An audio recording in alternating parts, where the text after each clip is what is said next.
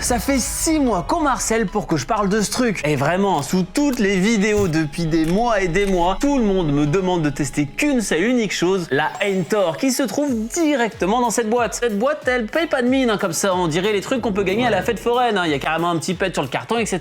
On dirait un peu la PlayStation. Et oui, ça a un peu une tête de fausse Nintendo DS. Mais en vrai, c'est quand même vachement plus que ça. 2 écrans OLED, une batterie de 6000 mAh, des joysticks à effet Hall, plein de trucs que Nintendo fait pas. Et si finalement vous aviez eu raison de m'harceler à ce point pour que je vous présente ce produit, car clairement il était compliqué à acheter. Et en fait, je comprends peut-être pourquoi il est super difficile à acheter, car de ce que j'ai vu, il a l'air incroyable. Et on va donc le déballer et tester ça en détail, car il y a moyen de faire énormément de choses, que ce soit du rétro gaming et même du gaming récent en fait. Car même jouer au dernier Fallout là-dessus, ça se fait, et il y a même moyen d'avoir une expérience ultra unique. Salut, c'est Léo, la chaîne Techmaker, et aujourd'hui je vais vous faire du coup un test de la Aintor, un petit test comme à l'ancienne. Une fois que vous aurez vu ce test, je pense que vous aurez envie de l'acheter et surtout de l'amener partout avec vous, que ce soit pour jouer dans votre salon, dans votre lit ou même en voyage. Problème, à l'étranger, vous aurez pas internet et du coup vous pourrez pas jouer en ligne avec ça, ce qui est un peu dommage. Heureusement, il existe une solution et c'est Saily qui la propose et qui en plus sponsorise la vidéo. Car ouais, de nos jours, c'est super simple de voyager. Problème, c'est pas extrêmement simple d'avoir internet ailleurs et en général, on va payer extrêmement cher le moindre mégaoctet qu'on aura à l'étranger. Heureusement, avec Saily, eh bien vous aurez une couverture possible dans plus de 200 pays et c'est installable super facilement grâce à Unisim. Il suffit juste de télécharger l'application sur votre téléphone, de faire du coup toute l'installation et derrière de choisir le forfait qui sera le plus intéressant pour vous. Que ce soit un nombre de gigaoctets limité, une période dans le temps assez courte ou plus longue, voire même de la data en illimité, l'avantage c'est que vous pourrez faire exactement tout ce que vous voulez et donc vous paierez exactement le forfait dont vous avez besoin. Grâce à l'application, vous saurez toujours combien il vous reste de data et donc si vous devez recharger ou non. Bref, pour votre prochain voyage, ça peut être ultra intéressant de s'y pencher tout de suite, surtout qu'en plus il y a plein d'autres choses, comme par exemple le Saily Ultra, qui permettra d'avoir plein de services, un pass mensuel avec de la data, un service prioritaire et même l'accès au salon d'aéroport. Comme ça, avec tout ça, vous serez à l'aise à destination, mais aussi pendant votre trajet, et clairement, ça se refuse pas. Téléchargez directement Saily avec le lien qui se trouve en description et profitez de 15% de réduction sur l'achat de votre eSIM. Et comme ça, à vous la conquête du monde directement, en plus avec votre Aintor que vous pourrez amener partout. Mais pourquoi justement je trouve que cette console est extrêmement intéressante et surtout, est-ce qu'on me l'a vraiment beaucoup trop vendu pour rien?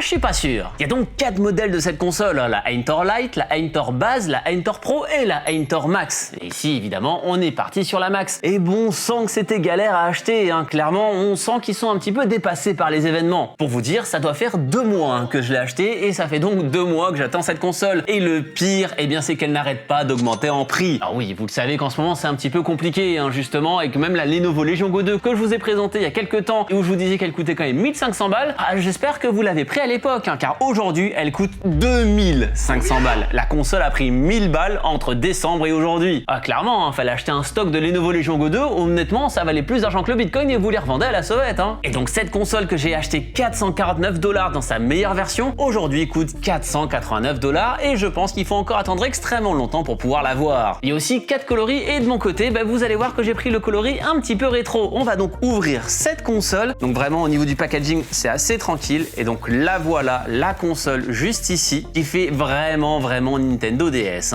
Et d'ailleurs pour comparer, juste comme ça au hasard parce que c'est pas du tout un plagiat de chez Nintendo ici, j'ai la Nintendo DS Lite juste ici et même un artefact à côté, une Nintendo DS première du nom, une Nintendo DS Tank comme on l'appelle. Bon, elle est pas dans un état nickel, mais vraiment j'ai galéré à la retrouver. J'espère que vous allez mettre un pouce bleu et au moins arrêter de dire que je suis un hater Nintendo. Regardez, j'ai une Nintendo DS Tank, vous avez ça vous? Et vraiment en rouvrant la console, on se rendait pas compte à quel point les écrans étaient minuscules. Là on est donc sur la Nintendo DS Tank, on va avoir la Nintendo DS Lite qui a des écrans assez similaires, je crois qu'ils sont un peu plus grands mais je suis même pas sûr. Et donc on va comparer ça à un monstre du coup qui sort maintenant en 2026, la Aintor. Et effectivement en taille d'écran, vraiment ça tabasse. Histoire de faire la comparaison entre les trois, on a vraiment une taille d'écran qui est très différente. Et vraiment on a une disposition beaucoup plus complète avec 2 joysticks, des boutons en plus, etc.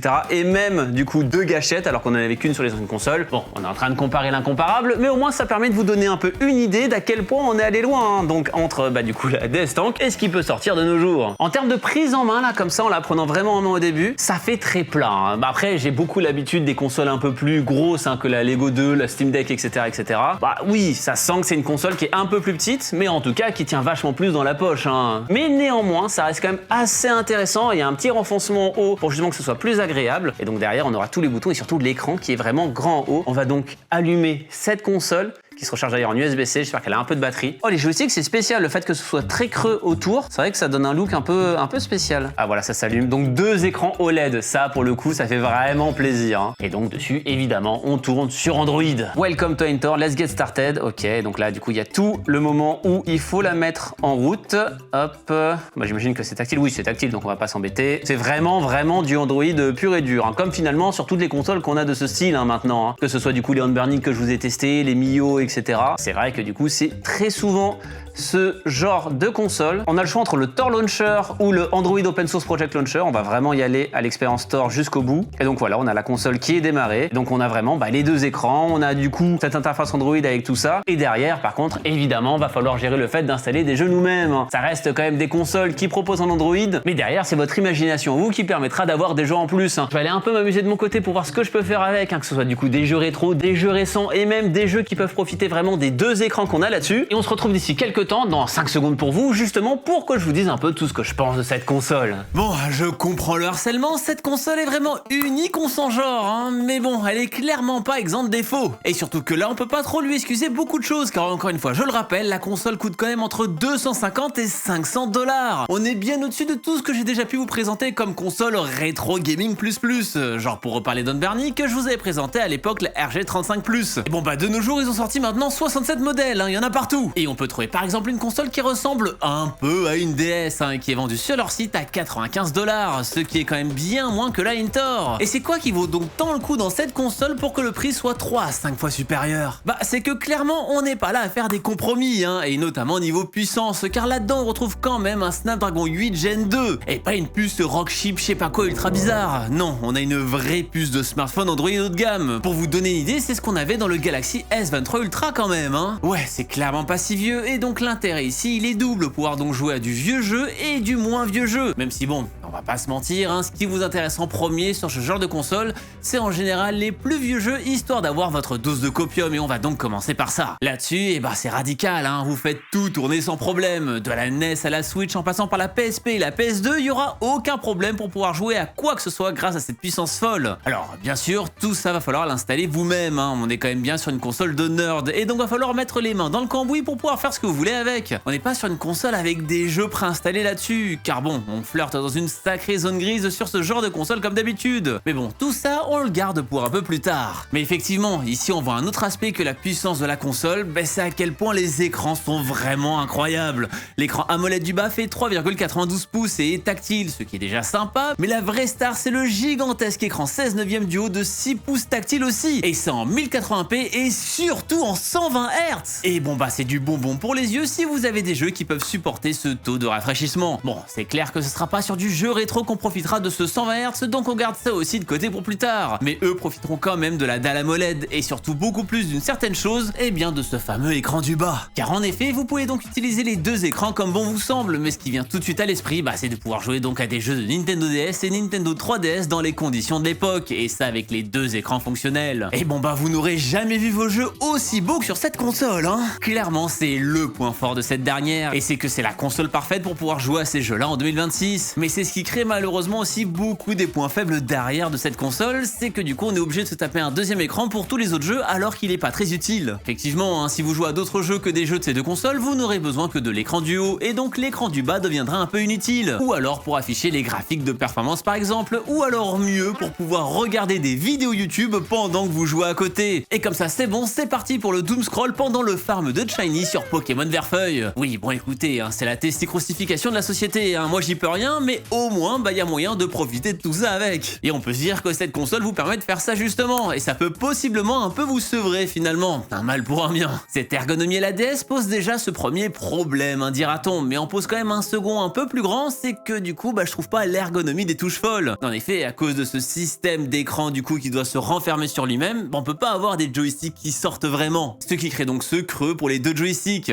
Alors ça reste à des années-lumière du Circle Pad de la Nintendo 3DS, rappelez-vous de ce joystick tout souple là qui faisait souvent juste acte de présence. Et ça reste de très bons joysticks qui peuvent même avoir des lumières d'ailleurs, et qui sont notamment équipés de la technologie à effet Hall, des capteurs magnétiques qui empêchent toute usure mécanique et garantissent l'absence totale de drift, chose que Nintendo ne fait d'ailleurs toujours pas pour ceux de la Nintendo Switch 2, faudrait peut-être les prévenir. Mais ici, vu que les joysticks sont enfoncés, l'amplitude de mouvement est donc forcément plus faible vu que la tige est plus petite, ce qui donne ce sentiment de joystick qui va pas très loin. Bon après en vrai ça dépend vraiment ce à quoi vous jouez pour finalement le ressentir. Et donc ouais, sur beaucoup de jeux d'époque qui ne sont pas faits au joystick, on va surtout profiter des touches directionnelles ainsi que des boutons d'action classiques, et honnêtement y a rien à redire, ils sont top et très proches du ressenti des consoles de l'époque. Surtout qu'en plus on a 2 rangées de gâchettes et donc du coup on peut faire beaucoup plus de choses et par exemple avoir des touches de raccourci. Et pareil, tout tombe vraiment sous les doigts, mais c'est clair que les joysticks ça peut paraître un peu frustrant au début. Et d'ailleurs pour parler toujours du clapet, on sent que l'écran du haut il y a de la technologie là-dedans parce que quand on le ferme on a vraiment l'impression qu'on va la péter la console. C'est assez terrifiant des fois, je vais pas vous mentir. C'est peut-être ma console qui a un souci, j'en sais rien, mais ouais l'écran fait vraiment light et donc y a pas moyen de la bloquer n'importe où parce que si on lâche là, hop, à chaque fois ça fermera. Même s'il faut reconnaître par contre que la prise en charge de la veille est vraiment propre et qu'elle se fait instantanément en fermant la console et retourne exactement là où on était en l'ouvrant. Mais clairement on revit les jeux de notre enfance avec ça, et ça dans de bien meilleures conditions car étant donné qu'on a une très bonne puce, on peut facilement upscaler nos jeux, et ça en 3x, 4x, voire 6x, donc en gros d'avoir vachement plus de pixels à l'époque. Quand on lance des Mario Kart 7, des Mario Galaxy et autres, franchement ça fait vraiment super plaisir de les voir dans cet état. Et ça me rend possiblement un peu triste de voir comment il est proposé de manière officielle aujourd'hui, et surtout à 40 balles, parce que là-dessus ça tourne mieux. Mais bref, je vais pas aller plus loin parce qu'encore une fois on va dire que je suis un hater.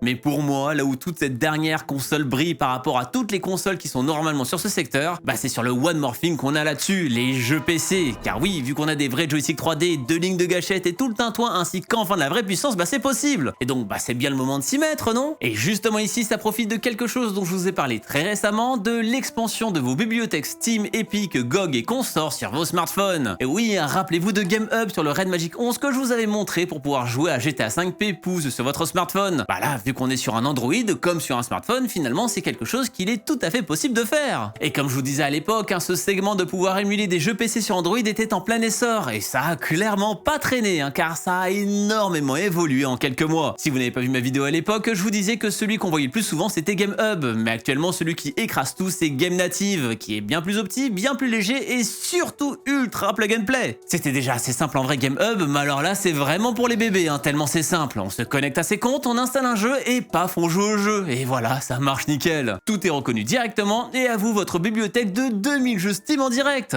Encore une fois, un PC Master Race, tous les jeux que j'ai achetés depuis 20 ans, j'y ai toujours accès. Bien sûr, je vous rappelle que l'émulation PC est assez balbutiement et que tout n'est pas encore ultra optimisé encore aujourd'hui, surtout qu'on n'est pas sur une des puces les plus dingues écrites et que c'est Snapdragon 8 Gen 2 qui reste quand même du assez haut de gamme. Mais clairement, c'est un milieu qui évolue à pas de géant, et surtout même si on n'a pas la puce la plus puissante du monde ici, on a un vrai système de refroidissement à l'intérieur avec un ventilateur interne et des grilles d'aération, ce qui permet donc de tirer bien plus de performance avant que votre console se mette à brûler car vous avez essayé de lancer Cyberpunk dessus. Car spoiler, c'est pas une bonne idée, mais pour le moment, peut-être que dans 6 mois ça tournera nickel. Encore une fois, ça évolue extrêmement vite et c'est quelque chose qu'on va suivre de près. Alors abonnez-vous, mais peut-être que demain il y aura plus besoin d'acheter de console et que finalement même le Wiko qui traînait au fond du placard pourra vous être utile. Mais donc là, ouais, on profite de la console à fond. Ici on a toute la panoplie de boutons qui servent vu qu'on peut jouer à des jeux récents pouvant utiliser les 2 lignes de gâchettes, les 2 joysticks ainsi que ce superbe écran AMOLED 120 Hz. Vraiment, je le rappelle, mais l'AMOLED 120 Hz là-dessus c'est vraiment cool, et pourtant je pensais que c'était pas possible de le faire, parce qu'il y avait certains constructeurs qui disaient que c'était compliqué. Et donc là, ouais, cet écran 120 Hz sert énormément quand on joue à des jeux Steam, même si encore une fois, on aura l'écran du bas qui ne servira souvent à rien, car évidemment, il n'y a aucun jeu PC qui est prévu pour être joué sur 2 écrans. Même si en vrai, il y a quelques exceptions assez rigolotes, notamment avec Fallout 4 où la communauté a mis en place un outil pour pouvoir faire tourner sur l'écran du bas le compagnon Pip-Boy, permettant donc d'interagir avec votre jeu. C'était une application officielle à la base disponible sur iOS, Android et Windows et qui était prévue pour utiliser votre smartphone comme ordinateur personnel, comme dans la franchise quoi. Bon, depuis l'application officielle n'existe plus et Bethesda a tout détruit comme d'habitude, mais des passionnés ont remis ça en place, et donc avec la Ntor, il y a moyen d'avoir cet outil de compagnon sur l'écran du bas pendant qu'on est en train de jouer sur l'écran du haut. Bref, en vrai je trouvais ça trop cool de vous le dire, et même si ça servira pas à grand monde, je ne pouvais pas ne pas le partager, et ça me permet aussi de montrer autre chose, c'est à quel point il y a une communauté ultra solide autour de cette bestiole. Mais ouais, on va pas se mentir, de votre côté vous mettrez que des vidéos YouTube sur l'écran du bas, mais bon, au moins vous pourrez regarder la vidéo de votre youtubeur favori et même lui mettre un pouce bleu directement en tactile, car encore une fois vous pourrez directement appuyer dessus. Super pratique, non? Je dis pas du tout ça pour vous rappeler de le faire, voyons. Et donc en termes termes de jeux PC qui tournent là-dessus, bah comme je le disais, en vrai vous faire une liste aujourd'hui n'a que peu de sens tellement le marché évolue ultra vite. Mais oui, hein, pour jouer à du jeu 1D en 2D, 3D ISO, etc.,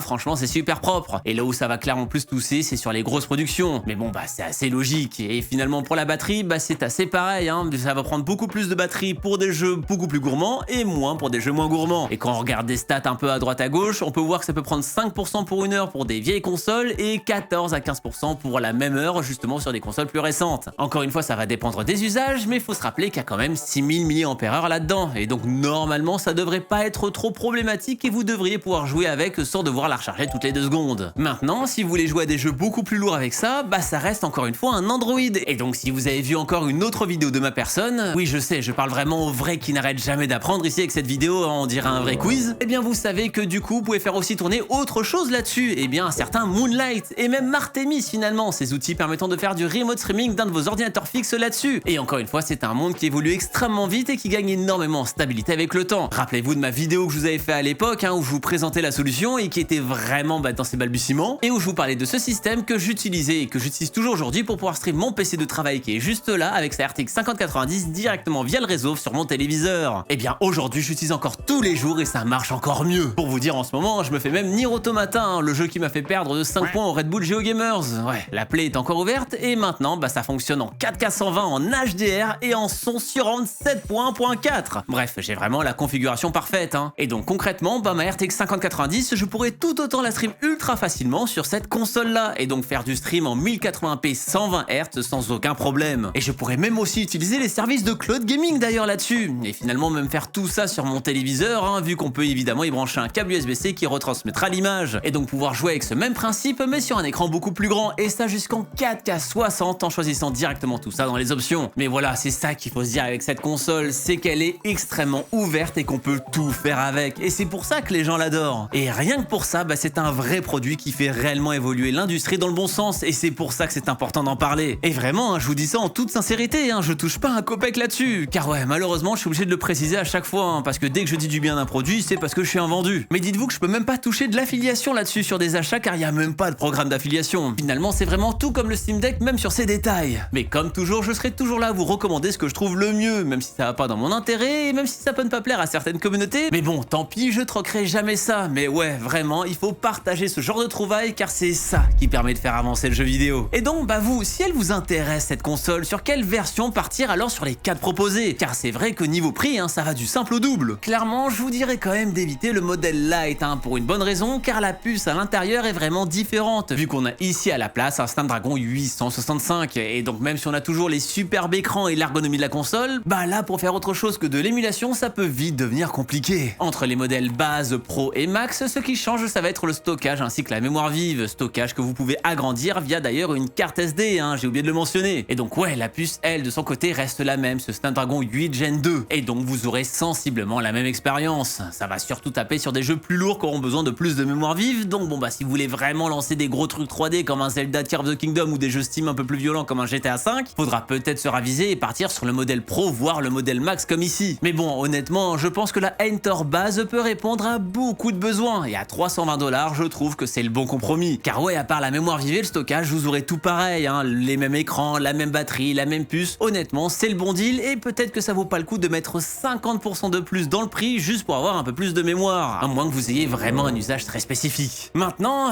si vous la voulez, bah faudra attendre un peu, hein, car elle est sacrément victime de son succès. Actuellement, les commandes faites en avril commencent à partir en mai d'après leur site. Et bon bah clairement, hein, c'est un saut dans le vide, hein, de commander chez eux et on sent qu'ils sont sous l'eau, hein. Impossible d'avoir la moindre réponse, hein, sur quand ça arrive. S'il n'y a pas de souci ou autre, c'est vraiment, bah on achète et on prie pour que ça arrive un jour. Ce qui peut être assez terrifiant pour ce genre de somme, on va pas se mentir. Et enfin, sur la question de la légalité du truc, ils précisent déjà évidemment de leur côté qu'il n'y a absolument rien de préinstallé sur la console. Et donc comme je le disais, c'est à vous de tout faire. Chose qu'il faudra donc évidemment prendre en compte, hein, comme je vous le disais au début, hein, donc c'est clairement pas le truc plug and play. Et il faudra aller chercher tout ce qui est émulateur et même les jeux finalement. Et donc encore une fois, vous faites tout ça en connaissance de cause. Je vais pas vous faire toute l'histoire là-dessus, hein, on en a déjà parlé maintes et maintes fois, mais sachez que c'est quand même devenu un peu plus dur de tout trouver sur le web ces derniers temps, notamment au vu de certains assauts des plus gros constructeurs de consoles qui commencent à en faire une vraie croisade, hein. Je vous remets ma vidéo à droite qui parle plus en détail de tout ça si ça vous intéresse, mais sachez que du coup, faut quand même un peu savoir ce que vous faites quand vous achetez ça. Néanmoins, ça reste une console qui est ultra plébiscitée qualité et donc qui profite d'une communauté extrêmement forte avec plein de gens qui font des choses autour, que ce soit des logiciels, des tutos, etc. etc.